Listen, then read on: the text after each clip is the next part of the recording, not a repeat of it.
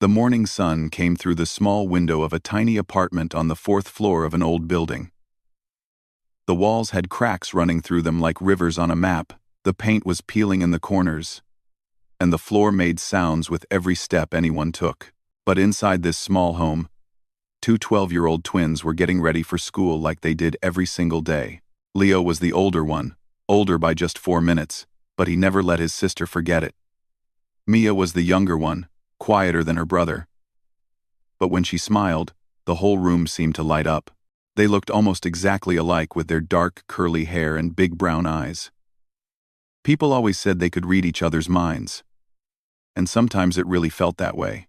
Their grandmother stood in the tiny kitchen, packing their lunch boxes. She was a small woman with silver hair, tied in a neat bun. Her hands were rough from years of hard work. But they were also the gentlest hands the twins had ever known. She had raised them since they were just 5 years old. After their mother passed away from a sudden illness. Their father had left long before that. And no one ever talked about him. Life was not easy for this little family. Their grandmother worked as a cleaner at a hotel downtown. She left early in the morning and came back late at night, her feet aching and her back hurting. The money she made was just enough to keep a roof over their heads and food on the table. There was never anything extra. No fancy clothes. No video games.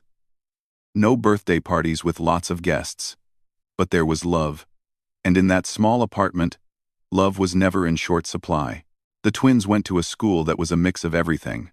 Some kids came from rich families and wore new clothes every week. They had the latest phones and talked about vacations in places the twins could only dream of. And then, there were kids like Leo and Mia, who wore the same clothes until they didn't fit anymore, who carried backpacks with broken zippers, and who hoped no one would notice the holes in their shoes. But Leo and Mia had a secret. Something that made them forget about all the hard things in their life. Something that made them feel like the richest kids in the world. It was a violin. Not just any violin. It was their mother's violin. Old, scratched, and missing some of its shine. But to them, it was the most beautiful thing in the world. Their mother had loved music more than anything. She used to play for them every night before bed. And the sound of that violin was the last thing they remembered before falling asleep. When she died, the violin was all they had left of her. For a long time, the violin just sat in the corner of their room, untouched. Looking at it made them sad. But one day, when they were about 9 years old, Mia picked it up. She didn't know what she was doing. She just wanted to feel close to her mother again.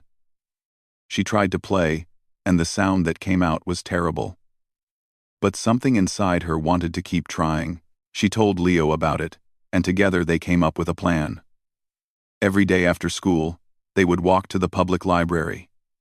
It was free to go there. And they had computers with internet. They searched for videos that taught people how to play the violin.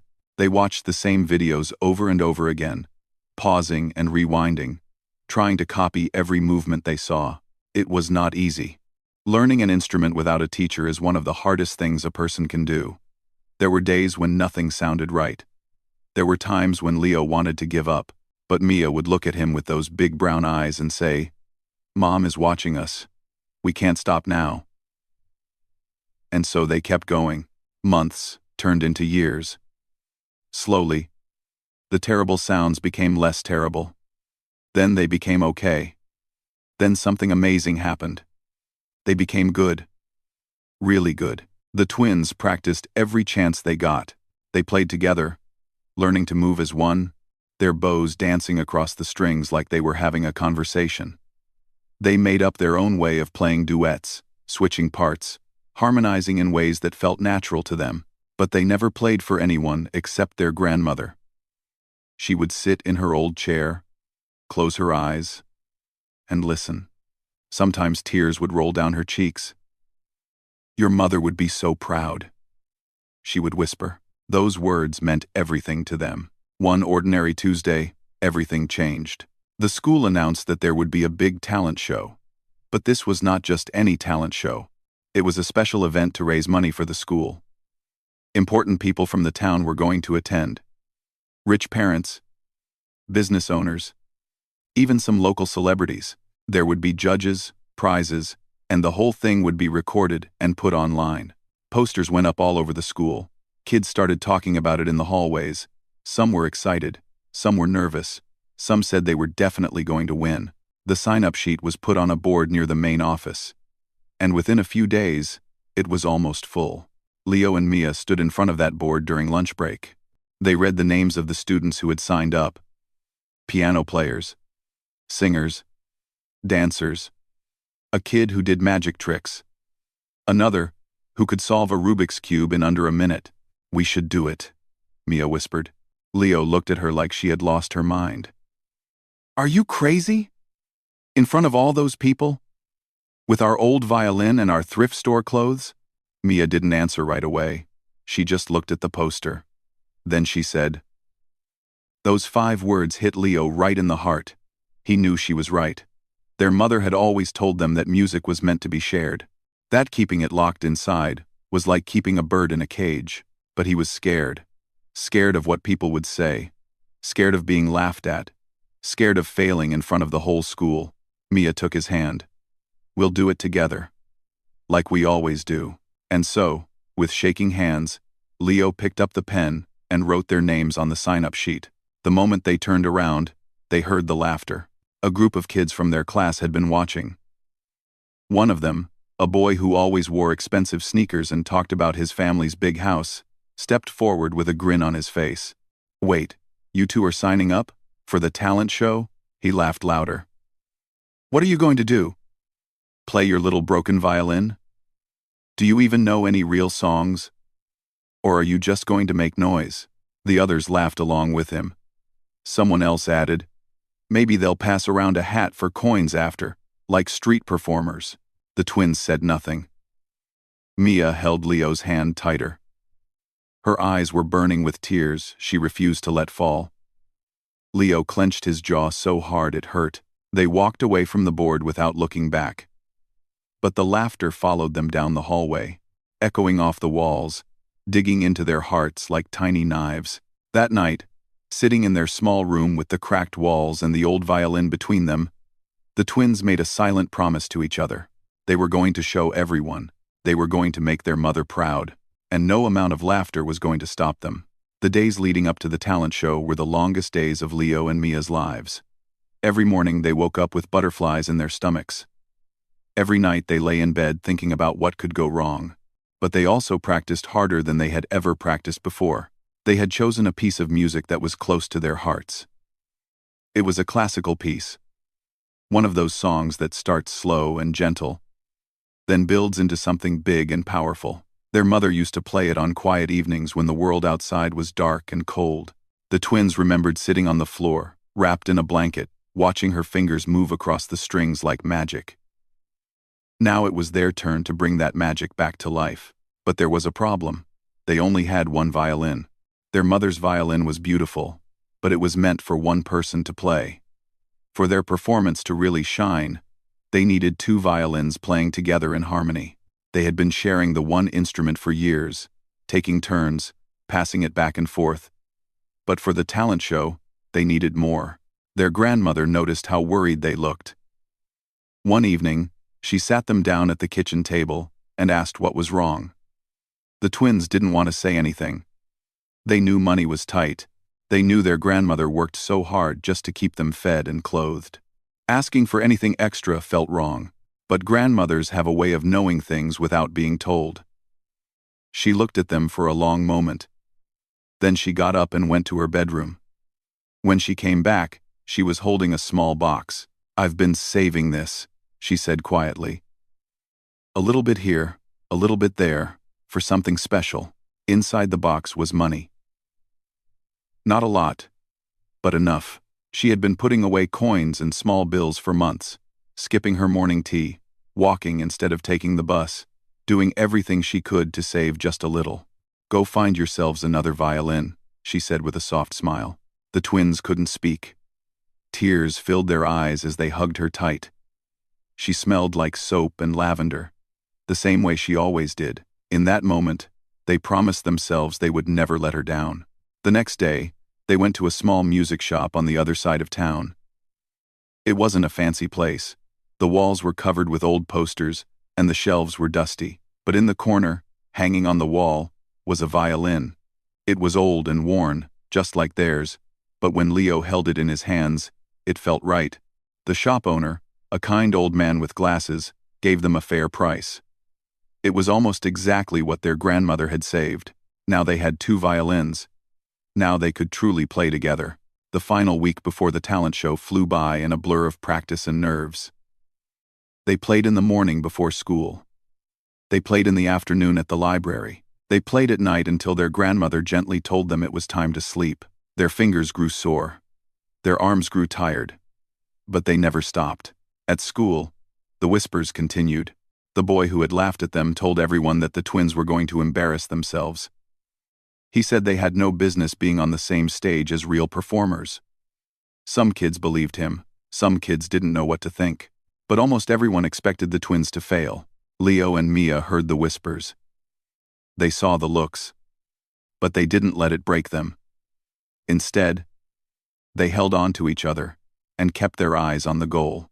Finally, the day arrived. The morning of the talent show was cold and gray. The twins woke up before the sun. Neither of them had slept well. Mia had dreamed about forgetting how to play. Leo had dreamed about the strings on his violin breaking in the middle of their song. But when they looked at each other, they both took a deep breath and smiled. "We can do this," Mia said. "Together," Leo replied. They put on the nicest clothes they had. For Leo, it was a white button-up shirt that was slightly too big for him. It had belonged to someone else before, bought from a second-hand store for just a few dollars. For Mia, it was a simple blue dress that she had made herself. Their grandmother had taught her how to sew, and Mia had spent weeks working on that dress, stitching it together from fabric she found at a thrift shop. It wasn't fancy. It wasn't new, but she had made it with her own hands, and that made it special. Their grandmother helped them get ready. She fixed Leo's collar and brushed a strand of hair from Mia's face. Her eyes were shining with pride. "No matter what happens tonight," she said, "you are already winners to me." The school auditorium was nothing like the twins had ever seen before. When they arrived, the place was already filling up with people. There were parents in expensive suits and dresses. There were teachers standing by the doors. There were camera crews setting up their equipment in the back. The stage was lit up with bright lights, and a big banner hung above it that read, "Annual Talent Showcase." The twins stood near the entrance, clutching their violin cases, feeling very small. All around them, other performers were getting ready. A girl in a sparkling dress was warming up her voice. A boy in a tuxedo was stretching his fingers over piano keys in the corner. A dance group was going over their moves one last time. Everyone looked polished. Everyone looked confident. Everyone looked like they belonged. And then there were Leo and Mia. In their second-hand clothes, with their old, scratched violins, standing alone by the wall. A woman in high heels walked past them and gave them a strange look. A man in a fancy suit whispered something to his wife. And they both glanced at the twins with raised eyebrows. The message was clear without anyone saying a word. What are those kids doing here? Backstage, things were even worse. The same group of kids who had mocked them at school was there, dressed in their finest outfits. When they saw Leo and Mia walk in, the laughter started again. "Oh look, the street musicians made it," one of them said. "Did you bring a hat to collect coins?" Another added. "Maybe we should give them some spare change after they're done." The twins stood frozen. The words stung like wasps. Mia's hands began to shake. Leo's jaw tightened. For a moment, he wanted to shout back. He wanted to say something, anything, to make them stop. But Mia gently touched his arm and shook her head. "Don't," she whispered. "Let the music speak." Leo took a deep breath and nodded. She was right. Words wouldn't change anything. Only their performance could. They found a quiet corner backstage and sat down together. Around them, the noise continued. Performers chatted and laughed. Parents gave last-minute advice. Judges took their seats in the front row. One by one, the acts were called to the stage. The twins listened as each performer did their thing. Some were good, some were great. The crowd clapped and cheered after every act. The pressure was building. And then, after what felt like forever, the host's voice echoed through the speakers. Next up, we have a violin duet by two very special young performers. Leo and Mia looked at each other. This was it. They picked up their violins and walked toward the stage. As they stepped into the bright lights, they heard something that made their hearts sink. Laughter. It started somewhere in the middle of the audience. A few chuckles, a few whispers. People were looking at their clothes, their old instruments, their nervous faces. The laughter spread like a wave, soft but unmistakable. The twins stood alone in the center of the stage. Hundreds of eyes stared at them, some with curiosity, some with doubt, some with amusement. But Leo and Mia didn't run. They didn't cry. They didn't look down. Instead, they lifted their violins, placed them under their chins, and raised their bows. The room fell silent. And then, they began to play. The first note that came from Mia's violin was soft. So soft that people in the back row had to lean forward just to hear it. It floated through the air like a whisper. Gentle and pure. For a moment, nothing else existed. Just that one single note, hanging in the silence like a drop of rain before it falls. Then Leo joined in. His violin sang a note just slightly lower, blending with his sister's sound like two voices becoming one. The notes wrapped around each other, rising and falling together, creating something that was more than music. It was a feeling that reached into people's chests and grabbed hold of their hearts. The laughter that had filled the room just seconds ago disappeared completely. It didn't fade slowly. It just stopped. Like someone had pressed a button and turned it off.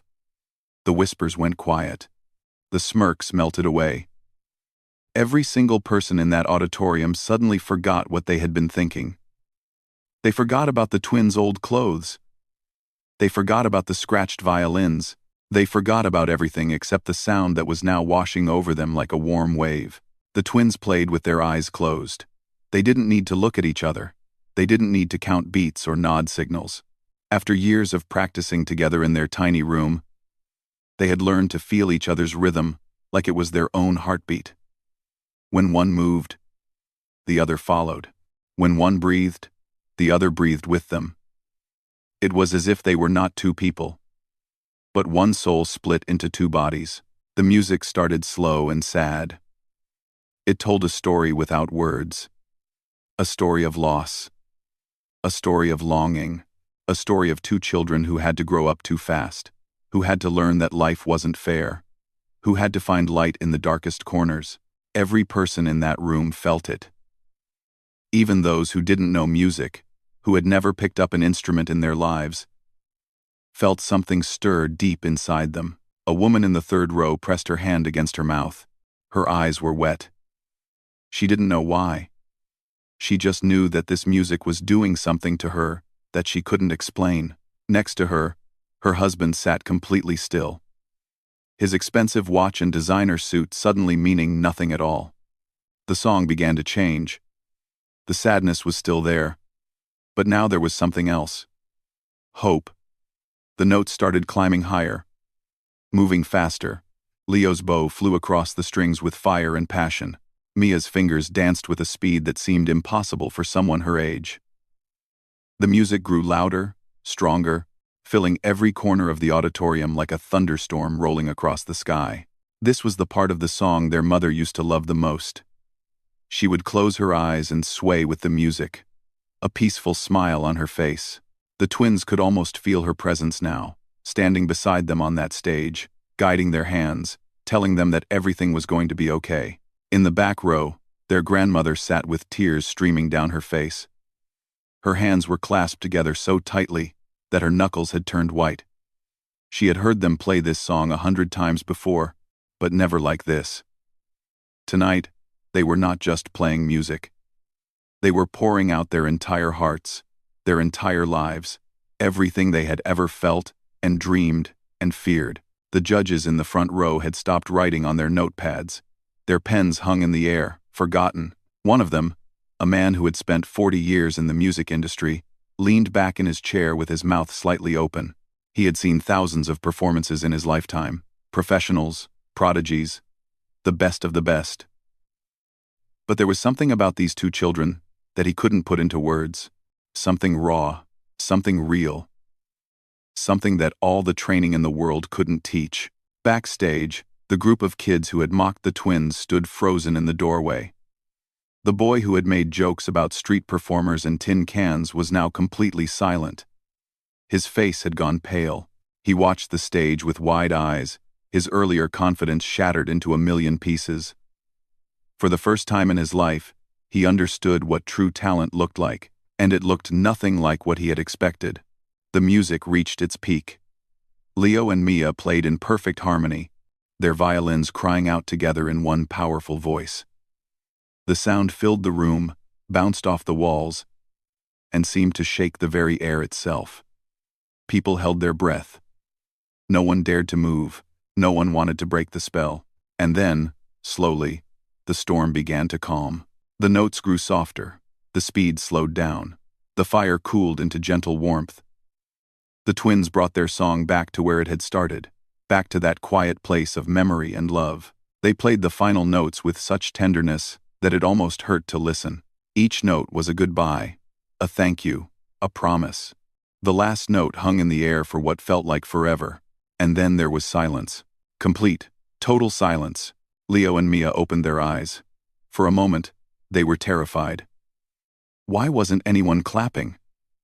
Had they done something wrong? Had they made a mistake somewhere? Their hearts pounded in their chests as they looked out at the sea of faces staring back at them. Then they saw it. Tears. Everywhere they looked, people were crying. Men in suits were wiping their eyes with their sleeves. Women were dabbing at their cheeks with tissues. Even some of the children in the audience had tears rolling down their faces. The twins didn't understand. They had never seen anything like this before. And then it happened. One person stood up. It was a woman near the front, still wiping her eyes. She raised her hands and started to clap. The sound echoed through the silent room, like the first crack of thunder after a long, dry spell. Then another person stood up, and another, and another. Within seconds, the entire auditorium was on its feet. The applause was deafening. It crashed over the stage like a tidal wave, so loud that Leo and Mia could feel it vibrating in their chests. People weren't just clapping, they were cheering. They were shouting. Some were still crying. The sound was so overwhelming that the twins didn't know what to do. They just stood there, holding their violins, completely frozen. Mia felt tears spill down her own cheeks. She didn't try to stop them. Leo reached over and took her hand, squeezing it tight. His eyes were wet too. In the back of the room, their grandmother was clapping harder than anyone. Her small hands came together over and over again, her whole body shaking with sobs of joy. She had always believed in them. She had always known. And now, the whole world was seeing what she had seen all along. The applause went on and on. It didn't stop. Every time it seemed like it might fade, someone would cheer again, and it would build back up. The judges were on their feet too, clapping with huge smiles on their faces. The host stood at the side of the stage, looking at the twins with amazement. Finally, after what felt like an eternity, Leo and Mia took a bow. It was a small, shy bow, because they still couldn't believe what was happening. When they stood up again, the applause grew even louder. As they walked off the stage, still holding hands, they passed by the group of kids who had laughed at them earlier. No one said a word. No one made a joke. The boy who had been the loudest of them all just stared at the ground, unable to meet their eyes. Leo and Mia didn't say anything either. They didn't need to. Their music had said everything. They walked backstage and found a quiet corner where they could finally breathe. Mia looked at Leo, and Leo looked at Mia. For a long moment, neither of them spoke. Then, at the exact same time, they both started to laugh. It was a laugh of relief, of joy, of disbelief. They had done it. They had actually done it. But they had no idea that the biggest surprise of the night was still waiting for them. The rest of the talent show passed in a blur. More performers took the stage. More acts came and went. But Leo and Mia barely noticed any of it.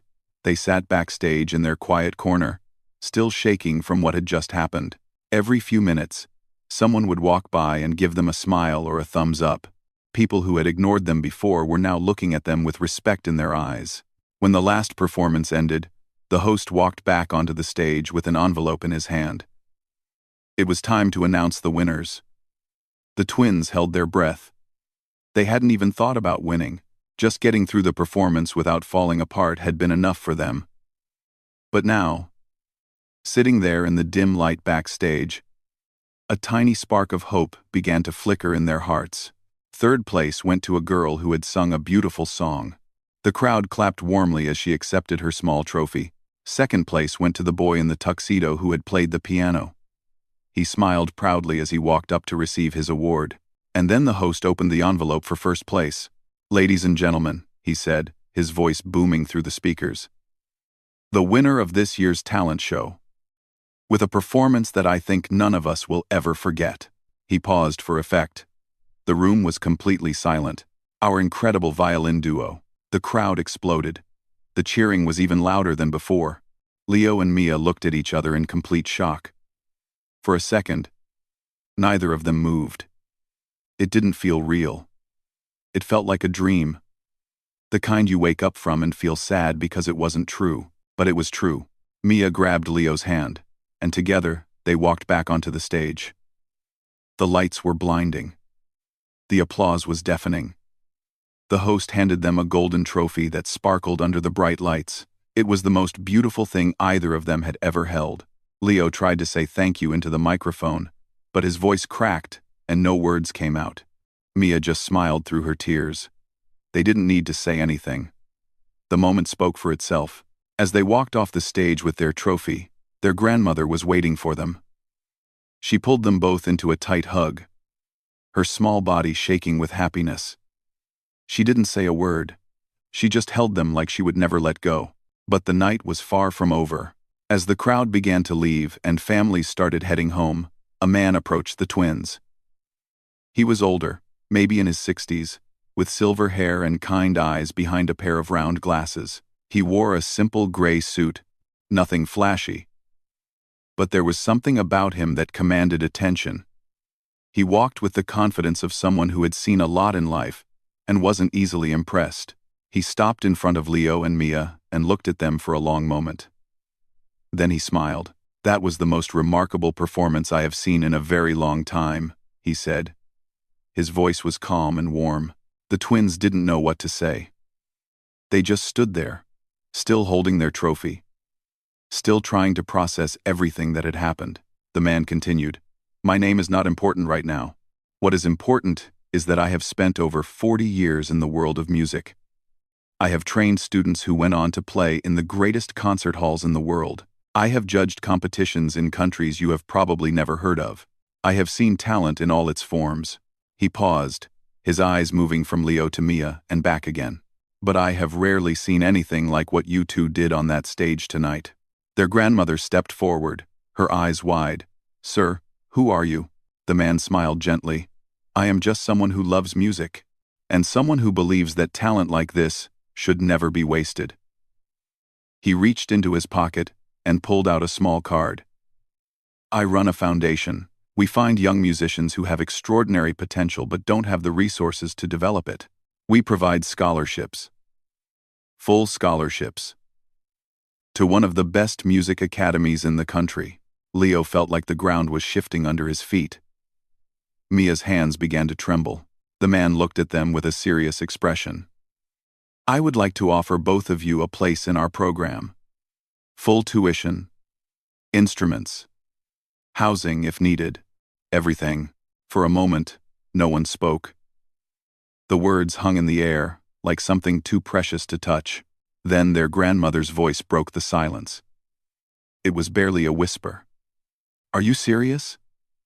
The man nodded. "Very serious. But first, I have to ask you something." He turned back to the twins. "Where did you study? Who was your teacher?" I must know who trained you. Because whoever they are a genius." Leo and Mia looked at each other.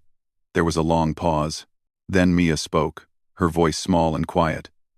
"We don't have a teacher, sir." The man's eyebrows shot up. "What do you mean?" "We taught ourselves," Leo added. "We watched videos. At the library, on the free computers." The man stared at them. His mouth opened, then closed, then opened again. For the first time all night, he seemed completely lost for words. "You're telling me," he said slowly, "that you learned to play like that? From videos? On the internet?" The twins nodded. The man took off his glasses and rubbed his eyes. He let out a long breath. When he looked at them again, there were tears in his eyes. "Do you understand what you have done?" he said, his voice thick with emotion. "Do you have any idea how extraordinary that is? Students train for 10, 15 years with the best teachers in the world, and never reach the level you showed tonight. And you did it alone. With no help, with nothing but determination and love for the music." He shook his head in disbelief. "Your mother," he said softly. "The violin was hers, wasn't it?" Mia nodded, tears falling freely now. "She died when we were 5. The violin was all we had left of her." The man closed his eyes for a moment. When he opened them, they were filled with a deep kindness. "She would be so proud of you," he said. "So incredibly proud." He handed his card to their grandmother. "Please call me tomorrow. We have much to discuss. These 2 children have a future that I intend to help build." Their grandmother took the card with shaking hands. She looked at it like it was made of gold. As the man turned to leave, he stopped and looked back one more time. "One last thing," he said. "Tonight, you didn't just win a talent show. You reminded everyone in that room what music is supposed to be about. It's not about expensive instruments or fancy clothes or years of training at elite schools. It's about heart. It's about soul. It's about telling your story through sound." He smiled. "And your story, my young friends, is only just beginning." With that, he walked away into the night. Leo, Mia, and their grandmother stood together in the emptying auditorium. The lights were dimming. The cleaning crew was starting to fold up chairs, but for this little family, the world had completely changed. Their grandmother pulled them close again. "Your mother sent him," she whispered. "I know she did." The twins didn't argue. In that moment, standing there with their trophy and their old violins, and a business card that promised a future they had never dared to imagine, they believed it too. Somewhere up above, their mother was smiling, and the music in their hearts had never sounded sweeter. 3 months later, Leo and Mia stood in front of the biggest building they had ever seen. The Whitmore Academy of Music rose up before them like a castle from a fairy tale. Its tall white columns stretched toward the sky. Its windows sparkled in the morning sun. A wide stone staircase led up to doors that looked like they were made for kings and queens. The twins held their violin cases tightly and looked at each other. Neither of them could believe this was real. Just 3 months ago, they had been practicing in a tiny apartment, with cracked walls and peeling paint. Now they were standing at the entrance of one of the most famous music schools in the entire country. Their grandmother stood behind them, dabbing her eyes with a handkerchief. She had taken her first airplane ride just to be here for this moment. The flight had scared her, but she said she wouldn't miss this day for anything in the world. "Well," she said softly, "are you 2 going to stand there all day, or are you going to go in?" Leo took a deep breath. Mia squeezed his hand. Together, they walked up the steps. Inside, the academy was even more beautiful than the outside. The floors were polished marble. The walls were decorated with paintings of famous composers. Music drifted through the hallways from practice rooms where students were warming up. Everywhere they looked, there were young people carrying instruments, talking about concerts, discussing pieces by names the twins had only read about in books. A woman met them at the front desk and gave them a warm welcome. She handed them their room keys, their class schedules, and 2 brand-new violin cases. Inside each case was a beautiful instrument, shiny and perfect, worth more money than everything the twins had ever owned combined. Mia ran her fingers across the smooth wood of her new violin. It was gorgeous. It was perfect. But when she looked at her mother's old violin, still resting in its worn case at her feet, she knew which one she would play for her first performance. The first few weeks at the academy were hard. Harder than the twins had expected. The other students had been training since they were little kids. They had private tutors and expensive lessons and parents who took them to concerts every weekend. They knew things about music theory and history and technique that Leo and Mia had never even heard of. Some of the students were kind.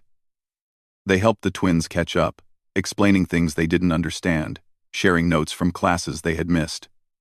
But others were not so kind. They whispered behind the twins' backs. They made comments about charity cases and scholarship kids. Old wounds opened up again. The same feelings of not belonging came creeping back. One night, Mia sat alone in her practice room, crying. She felt like a fraud. Like she didn't deserve to be here. Like everyone was waiting for her to fail. Leo found her there. He sat down beside her and put his arm around her shoulder. "Remember what Mom used to say?" he asked quietly. Mia sniffled. "What?" "She used to say that music doesn't care where you come from. It only cares what you have inside." Mia looked at him with red eyes. "What if what I have inside isn't enough?" Leo smiled. "It was enough to make an entire auditorium cry. It was enough to get us here. And it's enough to show everyone in this school what we're made of." From that night on, the twins worked harder than ever. They were the first ones in the practice rooms in the morning and the last ones to leave at night. They studied every book they could find. They asked questions in every class. They practiced until their fingers ached and their arms felt like they would fall off. And slowly, things began to change. Their teachers started to notice them. Not just because of how hard they worked, but because of how they played. There was something different about the twins. Something that couldn't be taught. When they picked up their violins, it was like watching 2 people speak a language that only they understood. Their music had a depth to it, a rawness, that made even the most experienced professors stop and listen. By the end of their first year, Leo and Mia had become 2 of the most talked about students in the academy. People who had once doubted them now wanted to play with them. The same kids who had whispered behind their backs were now asking for advice. The video of their talent show performance had spread across the internet. Millions of people had watched it. Messages poured in from all over the world. People shared their own stories of struggle and hope. Parents wrote to say that the video had inspired their children to pick up instruments. Teachers wrote to say they showed it to their students as an example of what true passion looked like. The twins didn't let any of it go to their heads. They remembered where they came from. They remembered the cold nights in their tiny apartment. They remembered their grandmother working double shifts just to keep the lights on. They remembered what it felt like to be laughed at, to be told they didn't belong. And they used all of it. Every struggle, every tear, every moment of doubt. They poured it all into their music. At the end of their first year, the academy held a special concert. It was a big event, with important guests from all over the country. Music producers, orchestra directors, famous musicians. The best students were chosen to perform. Leo and Mia were given the final spot. As they walked onto the stage, the twins saw their grandmother sitting in the front row. She was wearing the same dress she had worn to the talent show, her only fancy outfit. Her eyes were already wet. Beside her sat the man who had changed their lives, the one who had believed in them before anyone else. The concert hall was magnificent. Crystal chandeliers hung from the ceiling. Velvet seats stretched back, row after row. It was the biggest audience the twins had ever faced. But they weren't scared anymore. They lifted their violins. The old one and the new one. Their mother's violin and the one the academy had given them. 2 instruments from 2 different worlds, coming together to make one sound. They began to play. It was the same piece they had played at the talent show. The same song their mother used to play for them on quiet nights so long ago. But tonight, it sounded different, richer, deeper. It carried with it everything they had learned, everything they had been through, everything they had become. The music filled the hall like sunlight filling a dark room. It told their story. The loss, the struggle, the hope, the triumph. It spoke of a mother who had left too soon but whose love had never faded. It spoke of a grandmother who had given everything she had. It spoke of two children who had refused to give up, even when the whole world was laughing at them. When the final note faded into silence, the audience sat frozen, and then they rose. Every single person in that concert hall stood up. The applause was like thunder. It shook the walls. It filled the air. It wrapped around the twins like a warm embrace. Leo and Mia held hands and took a bow. Tears streamed down their faces, but they were smiling. In the front row, their grandmother was sobbing. But this time, she was also laughing. Laughing with pure, complete joy. After the concert, the twins found a quiet moment alone. They stood by a window, looking out at the stars. "Do you think she's watching?" Mia asked softly. Leo nodded. "I know she is." They stood there in silence. Two kids who had come from nothing but had found everything. Not fame, not fortune, but something much more important. They had found their voice, they had found their place, and they had found a way to keep their mother's memory alive through every note they played. The road ahead was still long. There would be more challenges, more doubters, more mountains to climb. But Leo and Mia weren't worried, because they had each other, and they had the music, and sometimes, that's all you really need.